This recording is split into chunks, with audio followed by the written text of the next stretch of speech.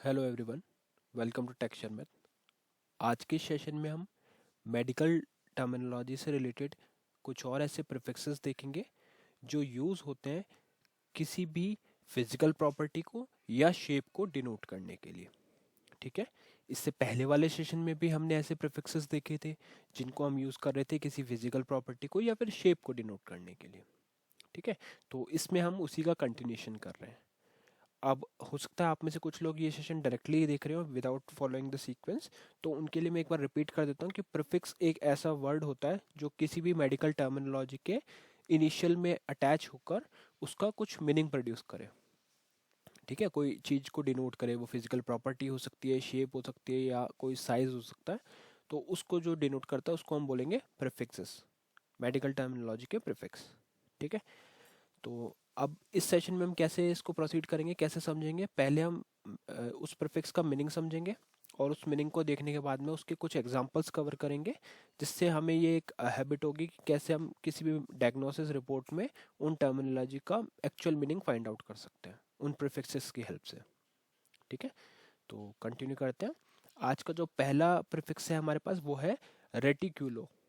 रेटिक्यूलो क्या होता है? ये जब जब भी हमारे को कोई नेट लाइक अपीयरेंस को शो करना हो, है ना, कोई नेट के स्ट्रक्चर को शो करना हो, तो उस केस में हम जो प्रीफिक्स का यूज करेंगे वो होगा रेटिक्यूलो। ठीक है। तो ये तो अभी हमने समझ लिया थ्योरेटिकली कि हाँ, रेटिक्यूलो तब यूज होगा जब कोई एक नेट रिलेटेड नेट होता है जो उसके रिलेटेड कोई स्ट्रक्चर या अपीयरेंस को शो करना होगा तो हम यूज करेंगे रेटिक्यूलो। बट इसके एग्जांपल्स अब हम देखेंगे तो उससे हमारे को और एक पिक्चर क्लियर होगी कि कैसे एक्चुअल में ये टर्मिनोलॉजी के साथ में यूज हो रहा है। तो पहला एग्जांपल अगर देखें तो वो है रेटिक्यूलोस। रेटिक्यूलोस क्या होता है? ये एक ऐसा सब्सटेंस होता है with a net like appearance. तो यहाँ भी आप देख सकते हो, यहाँ पे जो रेटिक्यूलो है वो क्या यूज कर वो यूज हम कर रहे हैं किसी सब्सटेंस को शोकेस करने के लिए जो रिप्रेजेंट करता है एक नेट लाइक अपीयरेंस को। ठीक है। वैसे ही अगर हम नेक्स्ट एग्जांपल देखें तो है reticular activating system, RAS, reticular activating system. अब ये क्या होता है? ये भी एक नेटवर्क ऑफ न्यूरॉन्स। तो देखो यहाँ पे भी एक नेटवर्क बन रहा है न्यूरॉन्स का, काफी सारे न्यूरॉन्स मिलके एक नेटवर्क बिल्ड कर रहे हैं in the brain stem that plays a role in regulating wakefulness and sleep wake transitions. तो ब्रेन में एक ऐसा न्यूरॉन्स का नेटवर्क होता है जो रेगुलेट करता है वेकफुलनेस को और स्लीप वेक ट्रांजिशन को। तो इसको हम क्या बोलेंगे? Reticular activating system, RAS। ठीक है। तो यहाँ पे भी जो RAS है, जो रेटिकुलर एक्टिवेटिंग सिस्टम है, वो किससे बना है? रेटिकुलर प्रीफिक्स से। ठीक है। प्रीफिक्स का मीनिंग यही हुआ कि रेटिक्यूल भी यूज हो सकता है या ओ भी लग सकता है इसके आगे। फिर हमारे पास आता है रेटिकुलर फॉर्मेशन। अभी रेटिकुलर फॉर्मेशन क्या होता है? A network of nerve cells. जब नर्व सेल्स के कुछ नेटवर्क बनता है in brain stem involve in various physiology functions. तो उस नेटवर्क को, जो नर्व सेल के जो उस नेटवर्क है, उसको हम कैसे डिनोट करेंगे? उसको डिनोट करेंगे रेटिकुलर फॉर्मेशन से। तो यहाँ भी रेटिकुलर किस लिए यूज हो रहा है? एक नेटवर्क या एक नेट लाइक स्ट्रक्चर को शोकेस करने के लिए। ठीक है। इसी प्रीफिक्स का एक और एग्जांपल, जो लास्ट एग्जांपल है वो देखें तो वो है reticulo nodular. Retic reticulo reticulo nodular. ठीक है। ये क्या होता है? इसमें भी यही सेम चीज आपको कॉमन मिलेगी, having a net like appearance with nodules. तो यहाँ पे नेट लाइक स्ट्रक्चर भी होता है प्लस कुछ नोड्यूल्स होते हैं। तो अब अगर इन सारे एग्जांपल्स को हम वापस से वॉक थ्रू करें, आप लोग देखोगे तो आपको एक चीज कॉमन मिलेगी, वो है नेट लाइक स्ट्रक्चर या नेटवर्क। तो ये जब भी इस तरह का कोई स्ट्रक्चर शोकेस करना होता है या कोई टर्मिनोलॉजी इस तरह के स्ट्रक्चर में को बिल्ड करती है, तो उस केस में हम यूज करेंगे इस प्रीफिक्स रेटिक्यूलो का। ठीक है। तो ये था इस प्रीफिक्स के बारे में। ऐसे ही अब हम नेक्स्ट प्रीफिक्स देखते हैं। नेक्स्ट प्रीफिक्स है हमारे पास स्कॉलियो। स्कॉलियो क्या होता है?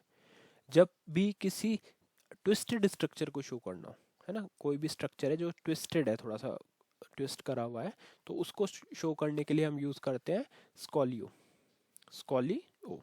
ठीक है। पहला एग्जांपल देखते हैं। पहला एग्जांपल है हमारे पास स्कॉलियोमा। स्कॉलियोमा मतलब a tumour like mass of twisted tissue. ये एक ट्यूमर को डिनोट करता है जहाँ पे मास ऑफ ट्विस्टेड टिश्यू होते हैं often associated with scoliosis. Scoliosis में क्या होता है, एक मास ऑफ ट्विस्टेड टिश्यूज होता है, वो एक बिल्ड करते हैं किसको, ट्यूमर लाइक स्ट्रक्चर को, एक मास को। तो उसको हम डिनोट करते हैं टर्मिनोलॉजी स्कोलियोमा से, और जो प्रीफिक्स हम यूज करते हैं वो होता है स्कोली, स्कोलियो। ठीक है, तो ये हो गया एक एग्जांपल। इसके बाद में नेक्स्ट एग्जांपल है स्कोलियोरेचिस। स्कोलियोरेचिस क्या होता है, एक कंडीशन होती है इन्वॉल्विंग ट्विस्टिंग और बेंडिंग ऑफ स्पाइनल कॉर्ड। तो जब स्पाइनल कॉर्ड को ट्विस्ट या बेंड किया जाता है, या एक कंडीशन हो जहाँ पे स्पाइनल कॉर्ड ट्विस्ट या बेंड हो जाए, तो उस कंडीशन को हम क्या बोलेंगे, स्कोलियोरेचिस। ठीक है, तो यहाँ भी हम प्रीफिक्स क्या यूज करें, स्कोलियो। लाइकवाइज अगर हम थर्ड एग्जांपल देखें तो वो है स्कोलियोट्रोफिन। अब स्कोलियोट्रोफिन क्या होता है, ये एक ऐसा सब्सटेंस होता है, a substance influencing the growth and development of scoliotic structure। तो जो स्ट्रक्चर मैंने बताया आपको स्कॉलियो में क्या होता है, ट्विस्टेड ट्यूमर लाइक स्ट्रक्चर, जो उसको इन्फ्लुएंस करे उसकी ग्रोथ और डेवलपमेंट को, उस सब्सटेंस को हम क्या बोलेंगे, स्कॉलियोट्रोफिन। तो स्कॉलियोट्रोफिन क्या करता है, उस स्ट्रक्चर को शो करता है या ग्रोथ करता है उस स्ट्रक्चर को, जो स्कॉलियोटिक स्ट्रक्चर होता है उसको ग्रो करे या उसको इन्फ्लुएंस करे, तो उस सब्सटेंस को हम बोलेंगे स्कॉलियोट्रोफिन। ठीक है, नेक्स्ट एग्जांपल हमारे पास है स्कॉलियोमीटर। स्कॉलियोमीटर क्या होता है, एक ऐसा इंस्ट्रूमेंट होता है which is use to measure the degree of curvature in scoliosis. तो यहाँ भी एक कर्वेचर की डिग्री को अगर हम मेजर करने वाले हैं, तो उस केस में हमारे को एक इंस्ट्रूमेंट का यूज करना होता है, उस इंस्ट्रूमेंट को हम बोलते हैं स्कॉलियोमीटर।